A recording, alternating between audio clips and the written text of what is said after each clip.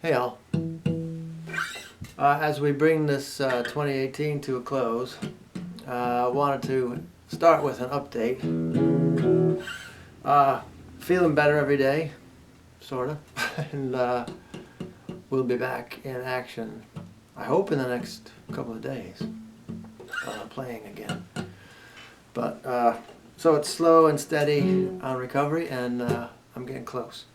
So there's that. The other thing is, since I'm not posting videos, or at least music videos, right now, I wanted to clean up some housekeeping stuff and answer some questions that I get a lot on the channel. And my lovely assistant is going to ask, and I'll answer. So, take it away, lovely assistant. When did you start playing guitar? I started playing guitar, it was probably 1982. I would have been 14. And my father still is very musical and always had guitars laying around. My older brother was in the 80s, early 80s, he started playing and was taking lessons and stuff. And he did all that Eddie Van Halen tapping stuff, which I don't do and I don't really like, but he was good at it. And so I would see him playing and figured if he can do it, I could probably do it. So when he wasn't there, I'd pull out, he had an Aria Pro 2, which is probably like from the late 70s. So sometimes I'd pull that out from under the bed and fiddle around with it. And also my dad would have acoustic guitars laying around, so I'd pick at those and see if I could figure out G, C, D type stuff. So that was it. I was like 14 or 15 years old. Did you take lessons, and can you read music? I can't read music. I've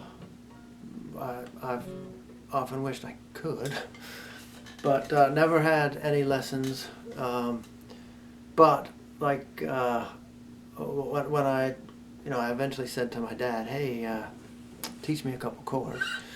So I think he would have shown me A, D, and E, and I kind of took it from there. What was the first song you learned?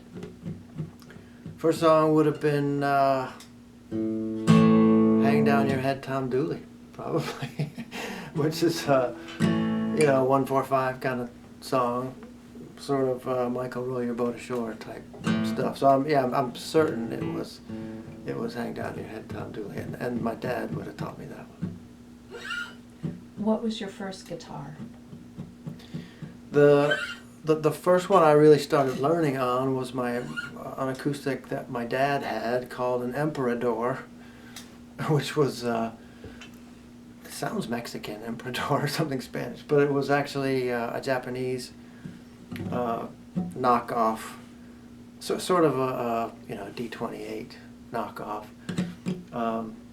that my dad had, and kind of learned chords on that.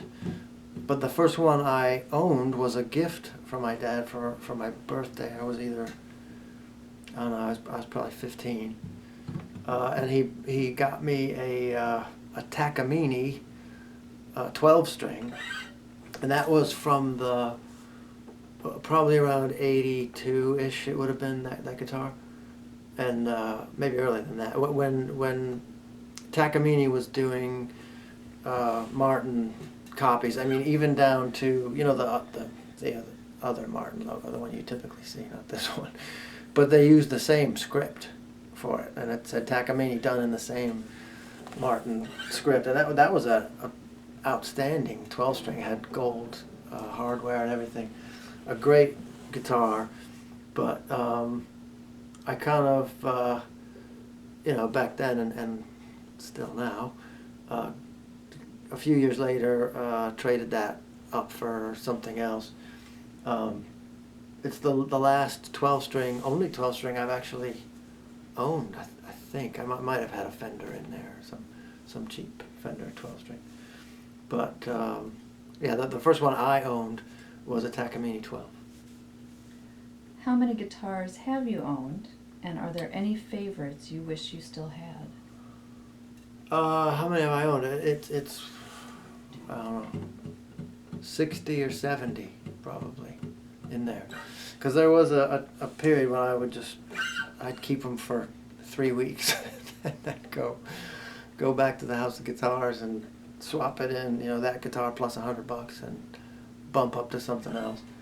So dozens upon dozens in the last 35 or so years. And what was the second one? Any favorites you wish you still had? Yes. I had a 72 Telecaster Custom that's one that I wish I had kept. A few Les Pauls here and there that I let go and probably shouldn't have. I had it was called a D'Agostino copy of a Martin D45. This is a 41, and that was a nice one, but traded that one away. But I'm at the point now where we all, as guitar players, we all joke about you can never have too many. But I've come to the realization that yes, you can have too many. It's silly to have guitars that you don't play when somebody else could be enjoying them and playing them. So I'm in that mode right now. Do you have advice on affordable guitars, $500 or less? Yes, probably. If you can get a used Japanese Fender, a Strat in particular, the Japanese ones are outstanding guitars, especially from the 80s. In the 80s, the Japanese Fenders were better than the American ones, in my opinion. So anything along those lines, used ones. I think the Schecter Black Diamond, I think they're called Black Diamond series, you can get those used, or at least you could a few years ago, for $400. Those are pretty good. Those are electrics. In terms of acoustics, Washburns I think are a great guitar in that price range. Now you can get a used Martin, not solid woods and stuff, not the high end. You're not going to get a D28 for $450, but those DX models, there are some Martins now that are pretty good and affordable. The old Sigmas from the 70s and 80s are in that price range, are cheaper, and those are pretty good too. Mexican Fenders are pretty good. In fact, 10, 15 years ago, 20 years ago, I could tell a real difference between a Mexican Fender and an American one. And over time, the difference between them, the gap is really closed. The things that I kind of notice are the bridge on the Mexican ones, and maybe the tuners and stuff aren't quite the same as the American ones, but Mexican Fenders are a bargain. Who are the players that influenced your playing?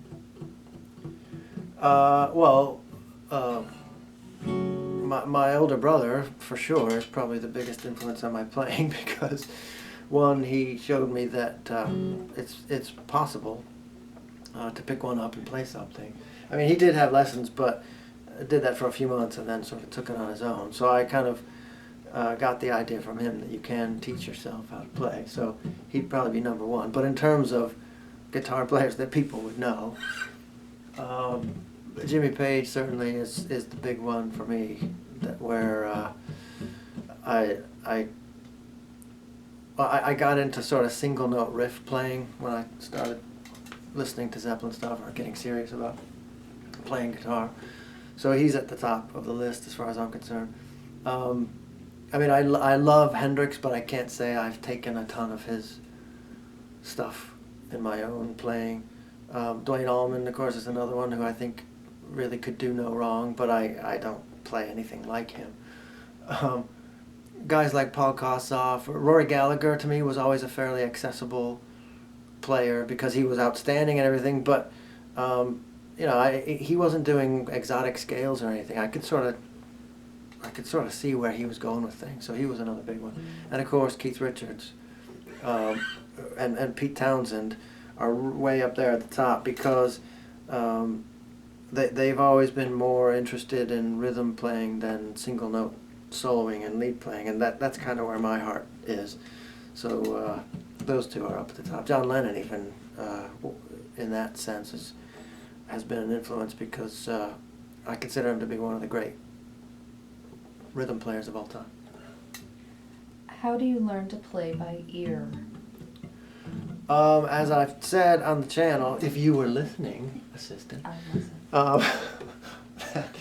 there's no substitute for putting in the time.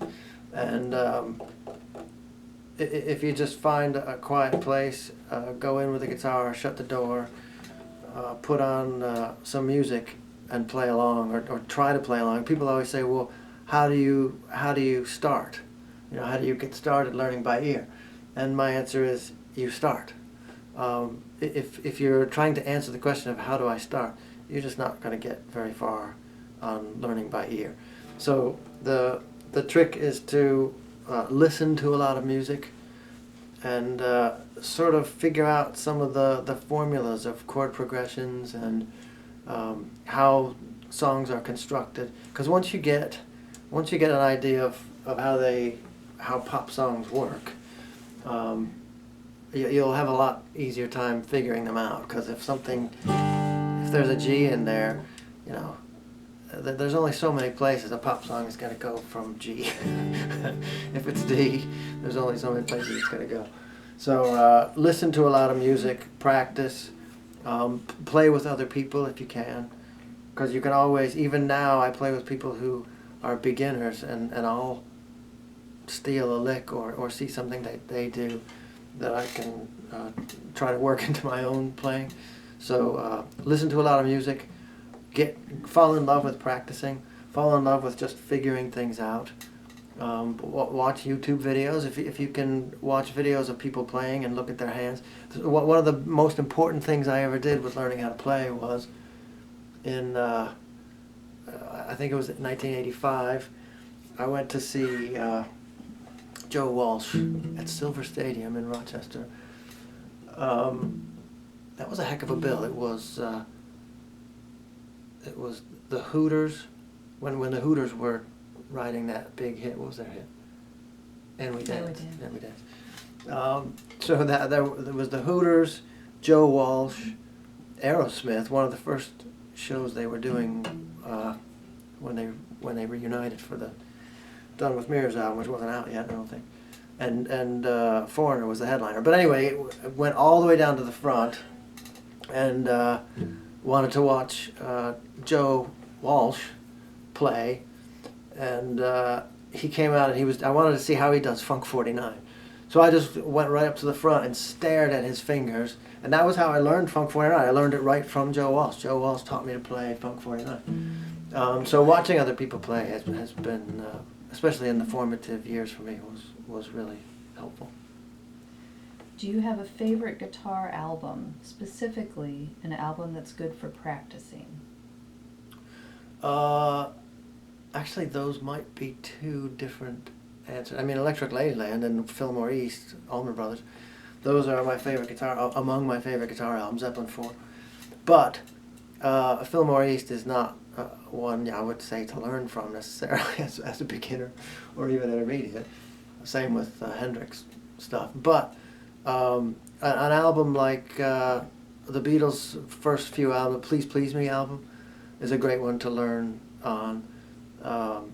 I think the Sex Pistols album, Nevermind the Bollocks, a great album to learn for a beginner, because Steve Jones was a beginner when they recorded it. So if you could do bar chords, you can do almost any Sex Pistols tune there is. And let's face it, there aren't many. So if you want to learn the entire catalog of the Sex Pistols, you could probably do that in several weeks if you know how to bar chords. So an album like that, where it's very kind of basic, the Ramones albums are pretty good to play along with. If you get a little bit more advanced, like Zeppelin 4, probably, any of the AC/DC albums with when Bon Scott was in the band. High Voltage is a good one to learn with. Let There Be Rock is a great one to learn from. So some of those ones, you're not going to put on Yes, Close to the Edge, or Lark's Tongue and Aspic and play those straight through when you're learning, but aspire to those if that's your thing. How often do you practice, or how many hours a week do you play? How often do I practice? I don't. I guess recording videos, I guess, is practice. So, not every day anymore. I used to play every day, even if I was sitting on the couch watching TV. I'd pull out a guitar, but I don't really do that anymore. But probably 3 days a week I'll play for. A lot of times when I'll do a video, I don't start out, today I'm going to record 3 videos. It's more likely that I just say, I feel like playing today. So I'll come up, got a music room here, come up and just start playing around, messing around, jamming on stuff. And then I kind of get in the mood to do some recording stuff. So I rarely start off planning to record something. So a few days a week, and I don't know, 2 hours at a time when I do it. Do you have any advice for people who want to get better on the guitar or want to learn by ear? Well, kind of what we were talking about before. If you want to if you really want to get better and you want the best possible way to do it, you probably could take lessons from somebody. I never had the patience for that. So for me, learning by ear was just easier or faster or, I don't know, more satisfying. So again, going back to advice for learning by ear would be to not be intimidated by it. And don't start, that's another important thing. Don't start with, okay, I want to get to the point where I can play Eruption. Well, don't sit down and put on Eruption, at least I wouldn't, and start learning how to play Eruption. I wouldn't start that way. I would start with Please Please Me. If I want to get to Eruption, I'm going to start with Please Please Me and eventually work my way to the more complicated stuff. But I think back in my day, I think people tended to be a little bit more patient about things and didn't expect that in 6 months they were going to be able to play everything they wanted to play. I think there is that sort of impatience now, where people expect to be really proficient very quickly, or feel entitled to talent very quickly. And I would say throw that out the window if that's the way you think, because that's not, unless you are Duane Allman, who learned to play slide in a matter of weeks, that's not going to happen. So be patient, and like I said, fall in love with learning how to play. And you don't have, and if you like the whole idea of learning how to learn, then you don't. It's not a question of being patient. You actually enjoy the time it takes to do it and the time you spend with your instrument. So, yeah, start practicing and fall in love with it. That's it. That's it. So here we are at the end of 2018. Hope you all are well. I am, and I'm gonna try to get back in the swing of posting. Gosh, in the next few days. So be well. Hope Santa was good to you, and we'll see you soon. Good luck.